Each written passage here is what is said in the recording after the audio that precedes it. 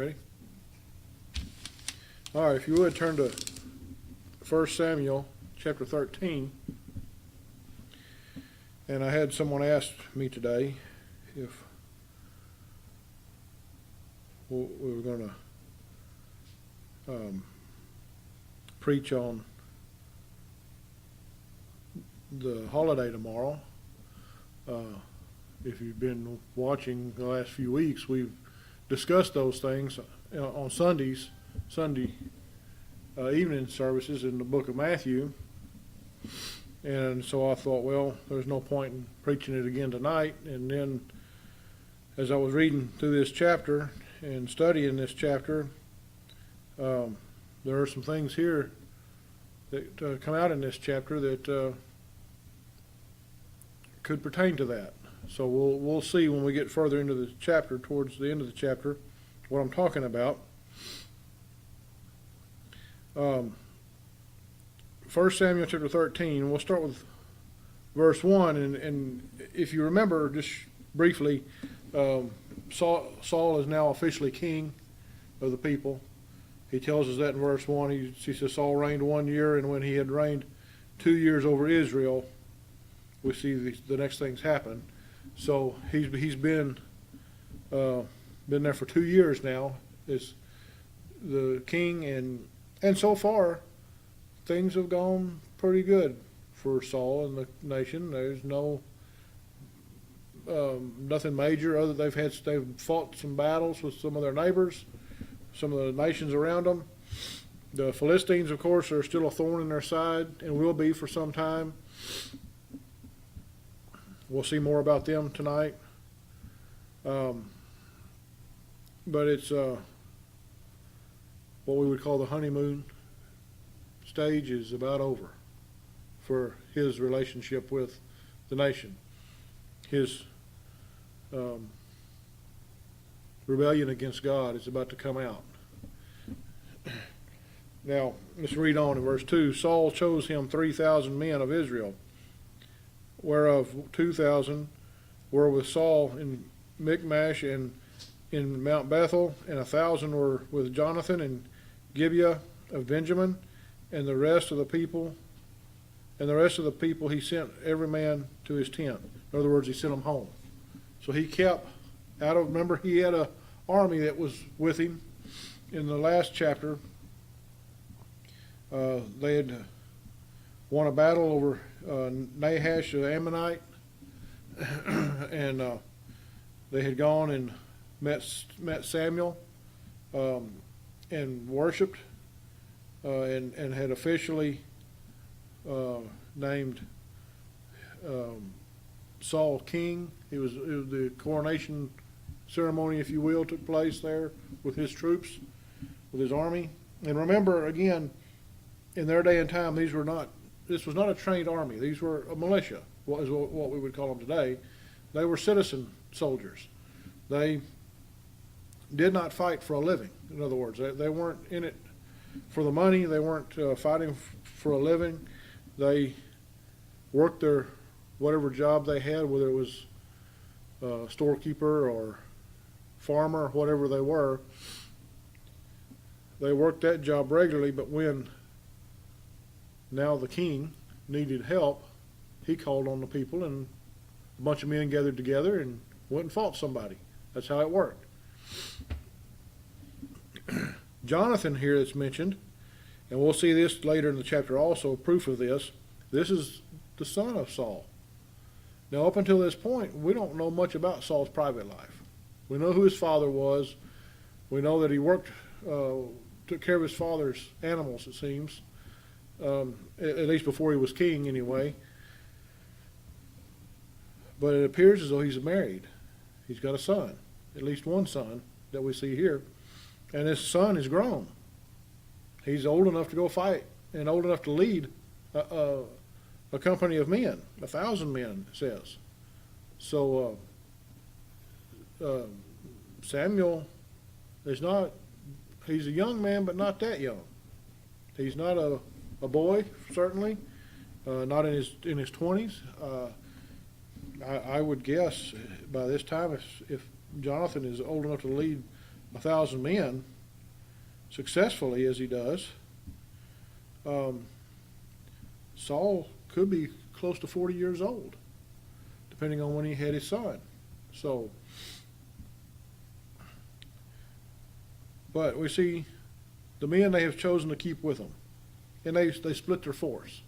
They start out with 3,000. He chooses 3,000, and he takes 2,000 himself and gives 1,000 to his son. And in verse 3, and Jonathan smote the garrison of the Philistines that was at Geba, and the Philistines heard of it. And Saul blew the trumpet throughout all the land, saying, let the Hebrews hear. So Jonathan doesn't tell us why. He just went and whooped up on a garrison of Philistines, smote them, it says, killed them all. The Philistines heard about it. Now they're angry and ready to fight. So Saul, being the good king that he was at the time, alerts the country, alerts the nation of Israel. And lets them know that, hey, there's trouble coming. The Philistines, this has happened and the Philistines are mad. And all Israel heard say that Saul had smitten a garrison of the Philistines, and that Israel also was had in abomination with the Philistines. And the people were called together after Saul to Gilgal. So he calls the people together to give instruction on what to do. And they've greatly offended the Philistines now. And we're thinking, well, who cares? The Philistines were a menace to society anyway at that time. And but you notice Jonathan didn't do this on his own. It appears so when we first read about it. But Israel heard it say that Saul had smitten the garrison. What does that mean? Well, Saul's king, right? Jonathan had to get orders from somebody. Where did he get them from? From the king, his father. So Saul is starting to stir up trouble now. And the Philistines gathered themselves together to fight with Israel. 30,000 chariots, 6,000 horsemen, and people as the sand which is on the seashore in multitude. And they came up and pitched in Michmash eastward from Bethaven. So 36,000 troops and people that numbered as much as the sands of the seashore, a multitude of people. We don't have a clue. Possibly in the hundreds of thousands. We don't know how many thousands of people the Philistines gathered up. But at least 30,000 chariots and 6,000 horsemen. And remember, Saul's only got 3,000 men. Right now, he just sent everybody else home. That's not too good odds, is it? As far as a battle is concerned. When the men of Israel saw that they were in a strait, and I think this was more than just a strait, it was probably more like a dire strait is what we would call it. This is for the people were distressed. This whole thing, I laugh, but it's just the way this is written. It doesn't sound as bad as it looks. You think about the thousands of men that they're facing, and it just says the people were distressed. And we think, is that all? They were just distressed. That doesn't, in our day and time, in that language, in our day and time, it doesn't sound like much, does it? But read on and see what he says. Then the people did hide themselves in caves and in thickets and in rocks and in high places and in pits. They were more than distressed. They were scared. And notice nothing said about the Lord here. What happened? They feared the Philistines more than they feared the Lord, didn't they? And some of the Hebrews went over Jordan to the land of Gad and Gilead. As for Saul, he was yet in Gilgal, and all the people followed him trembling. Again, they're, at least for this short period of time, they're putting more faith in Saul, their king, than they are the Lord. And he tarried 7 days, according to the set time that Samuel had appointed. But Samuel came not to Gilgal, and the people were scattered from him. What happened? Well, they had more faith in Samuel, didn't they? Why? Well, they knew Samuel. They had known Samuel a long time. Samuel's an old man by this time. They knew Samuel was God's man. They knew he was God's prophet. And they knew that with Samuel, God had always protected them. This guy Saul, they've just met. Just a few short years, he's been their king. And now here's this great army coming upon them, and Samuel's nowhere around. He told Saul he would be there in 7 days, and he's not there yet. So what happens? And Saul said, "Bring hither a burnt offering to me, and peace offerings." And he offered the burnt offering. Why would he do that? He jumped the gun, didn't he? What was he supposed to do? Well, according to what we're reading here and what we'll read on with, Saul was supposed to wait till Samuel got there to make the offering. And now we don't know, did Saul go through the priest? It doesn't say. It says, Saul said, "Bring hither a burnt offering to me." So they were to bring a burnt offering, whether it was a bull or a goat or a lamb, sheep, whatever, a peace offering. And he offered the burnt offering. Again, we see nothing about the Lord here, do we? Who was he making this peace offering to? Well, we'd assume it was to the Lord, and maybe in his mind it was. But what happened? What's he doing? He's going off of his feelings and off his own thoughts. Samuel's not here. He may not ever show up. We don't know. So let's go ahead and do it. Do what Samuel would do. Isn't that what happens a lot of times in religion today? Look at the holiday that's coming around tomorrow.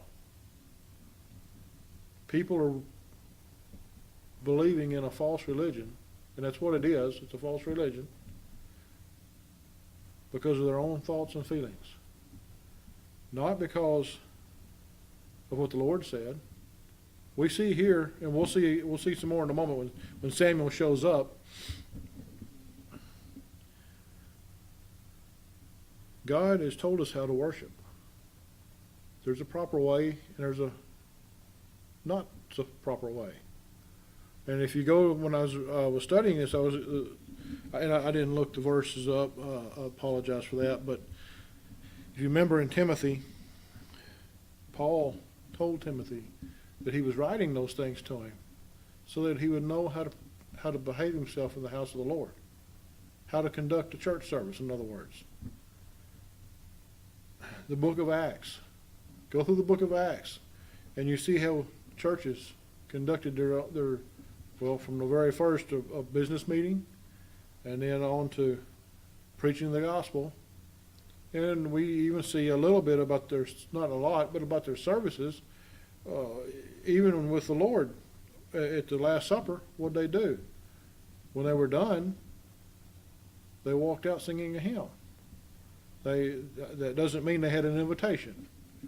That means they sang a hymn. And you see, it appears as though throughout the New Testament, you see it appears that the churches, that was commonplace. They sang hymns, and somebody, one of the elders, not just somebody, but one of the elders got up and preached the word. That's the proper way. Now, we have different variations of that today that don't go against the Scripture. There are variations of it today that we see in places that are against the Scripture. What Saul did here was against the Scripture. There is nothing told him that the king was to do what he did. That was to be left up to Samuel, and he knew that. Verse 10, and it came to pass that as soon as he had made an end of offering the burnt offering, behold, Samuel came, and Saul went out to meet him, that he might salute him. What was Saul's deal here? Well, as soon as he's done, as soon as the offering's done, Samuel shows up. And Saul goes out to meet him, expecting a blessing from the prophet. But that's not what happens. And Samuel said, what hast thou done? Samuel knew right away what had happened. Whether God had told him or he saw, maybe he saw what had happened. He said, and Saul said, because I saw that the people were scattered from me, and that thou camest not within the days appointed, and that the Philistines gathered themselves together at Michmash, therefore said I, the Philistines will come down now upon me in Gilgal, and I have not made supplication unto the Lord. I forced myself, therefore, and offered a burnt offering. In other words, he had to persuade himself. He says, I forced myself. He had to persuade, because why did he have to persuade himself? Because he knew it was wrong. You ever knew something was wrong, but you still wanted to do it? And you had to persuade yourself that, yeah, I need to do that, even though I know it's wrong, but yeah, I should go ahead and do it.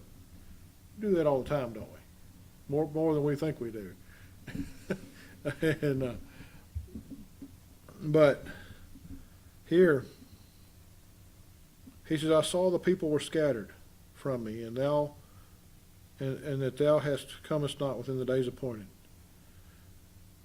So because Samuel didn't show up, the people had scattered. We know we read that earlier. The people scattered when they saw Samuel didn't show up in 7 days. So the people should not have scattered. But what does Saul do? By making this offering, he thinks he's going to draw the people back. In other words, he's tickling their ears, is he not? Or at least trying to. What do people do today? They put on this big show and try to draw in a crowd. People leave and they try to draw in a crowd. People that believe the truth begin to see things are not right, and they begin to leave the congregation, and the new pastor gets up, and what's he do? Well, let's start this program and that program, and let's do this and that, and we'll draw in a crowd. Sometimes it works, and when it does work, it's not good. Sometimes it doesn't work at all. Sometimes if the Lord so chooses, that may be the end of a church. Here, this is going to be the end of Saul's reign. Not just his, but his whole family. Because eventually, there's nobody left. Once this story of Saul ends, and David comes on the scene as king, once David is made king, none of his family's left, but what was his name? Mephibosheth was the only one that was left, and he was a cripple.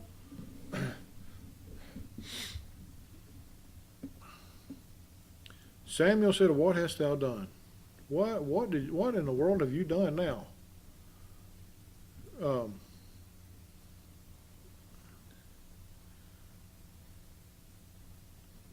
He was worried about the fact that the people left and that the Philistines. He's worried for his own life. He could care less about the life of Israel. He's worried about his own life right now. The Philistines are coming. And what was his reasoning?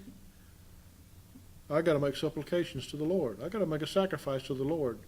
Even though I'm not supposed to do that, that's reserved for Samuel, the prophet. And obviously he knew better because he had to force himself to do it. And Samuel said to Saul, thou hast done foolishly. Thou hast not kept the commandment of the Lord thy God, which he commanded thee. For now would the Lord have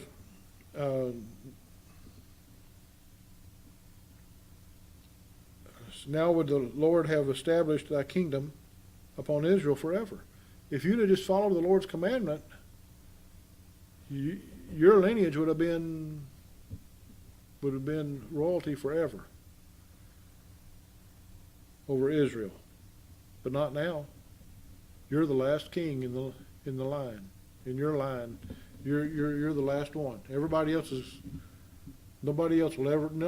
the line of Saul will ever be king again. But now thy kingdom shall not continue. The Lord hath sought him a man after his own heart. Where have we heard that before? Not before this story, of course, but later in the scripture we've heard it before.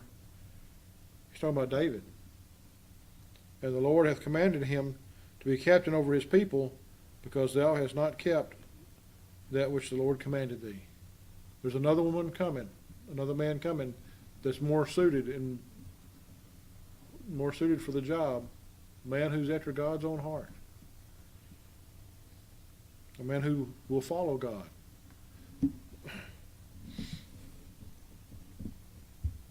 Verse 15, and Samuel arose and gat him up from Gilgal unto Gibeah of Benjamin, and Saul numbered the people that were present with him about 600.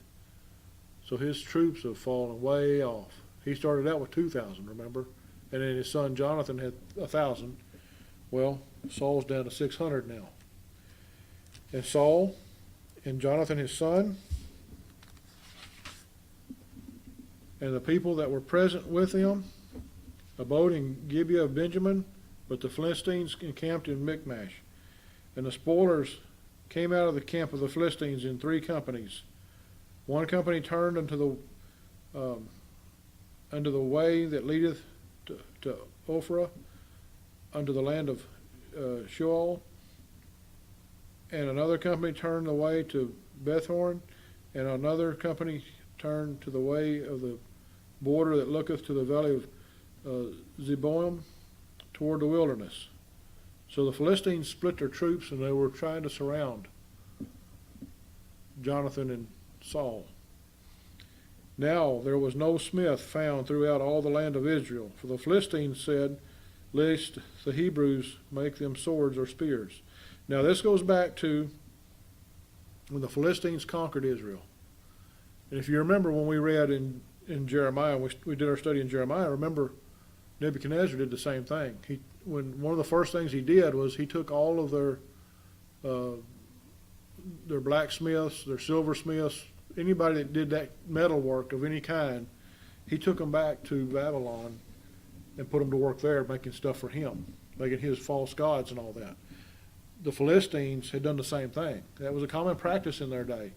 You take away, there's two purposes in that. One is if the nation you've conquered maybe they've got better smiths than you've got, and so they can make prettier trinkets or whatever they're going to do.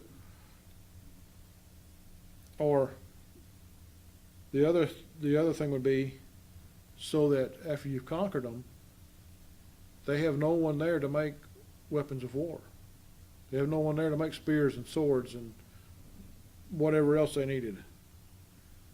So that's what had happened to Israel. They no longer had those tradesmen in Israel anymore. They had all been taken away to the Philistines. So what did they do? But all the Israelites went down to the Philistines to sharpen every man his share and his coulter and his axe and his mattock. What is he talking about here? They turned their plowshares into swords, and their axes into spears, whatever else they needed.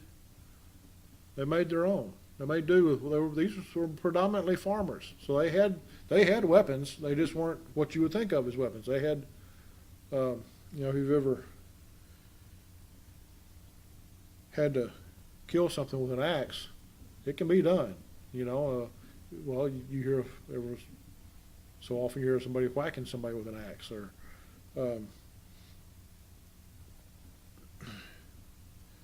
yet, verse 21, yet they had a file for the mattocks, and for the coulters, and for the forks, and for the axes, and to sharpen the goads. So they had tools. Farmers have a file. They keep their axes sharp, their plows sharp. You could easily make weapons out of those things. And that's what they did. They made do with what they had. So it came to pass in the day of the battle that there were neither sword nor spear found in the hand of any of the people that were with Saul and Jonathan, but with Saul and with Jonathan, his son, was there found. So Saul and Jonathan were the only ones in the army of Israel who had swords and spears. Nobody else. The rest of them had their farm tools. And here we see, I mentioned earlier that we know this Jonathan was Saul's son. It tells us right here, Jonathan his son. Now in closing, and the garrison of the Philistines went out to the passage of Michmash. And we're going to stop there for tonight, but we'll pick back up with chapter 14 next time, and it continues on with the story. But no, we're going to see the gradual decline in King Saul. He has betrayed the Lord. He's rebelled against the Lord. He performed an act of worship that the Lord had commanded against. It was not permitted in the law for anyone but the man of God to offer sacrifices, especially peace offerings. And all he had to do was wait. Looks like just a few hours, and Saul would have been there. Samuel would have been there. But he couldn't wait. Often today, people get in a hurry. They get their own ideas. Well, we're going to worship this way. God doesn't tell us we can't. Well, he might if you look hard enough. If you study enough in the Scripture, all this jumping around and gibberish and having a big concert instead of a worship service. And no, it's not a worship service.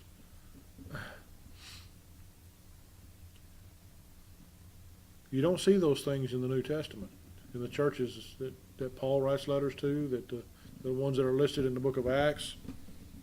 You don't see those things there. Why? Because they knew better. They were taught better. People today aren't taught to worship God like they should. And it's clear in the Word, in the Scripture, we're to read the Word, we're to expound on it, we're to teach it, to preach it,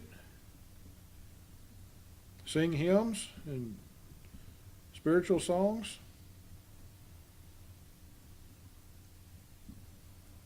None of that other stuff is mentioned.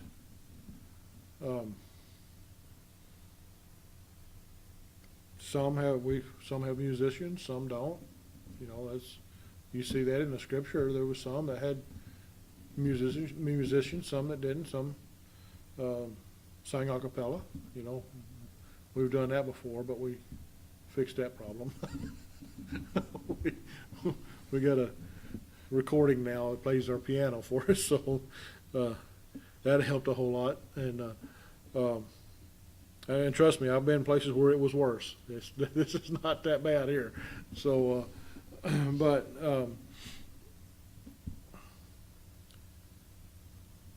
Saul took it upon himself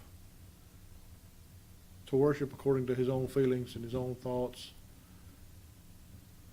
And because he was afraid of the Philistines, more afraid of them than he was God. We see that.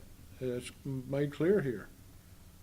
And oftentimes people are more afraid of those around them than they are of the Lord. The peer pressure, we call it. People,